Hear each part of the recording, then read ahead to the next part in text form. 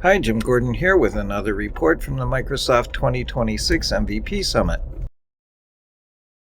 The one thing that most people asked me about at the summit was, how do you link text boxes together so text flows from one box to the next in Microsoft Word? This topic is useful if you're interested in making newspaper layouts or newsletter layouts. Here's how it's done. Start by adding 2 or more text boxes to your Word document. Now we'll link the text boxes. Select the first text box in the story by clicking on its border. The Shape Format tab of the ribbon will then display.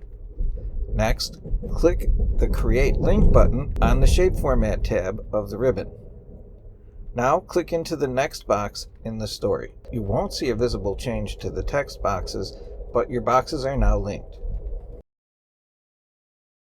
Finally, add text to the first text box in the series, and your text will continue to flow as you fill in more and more text into the story.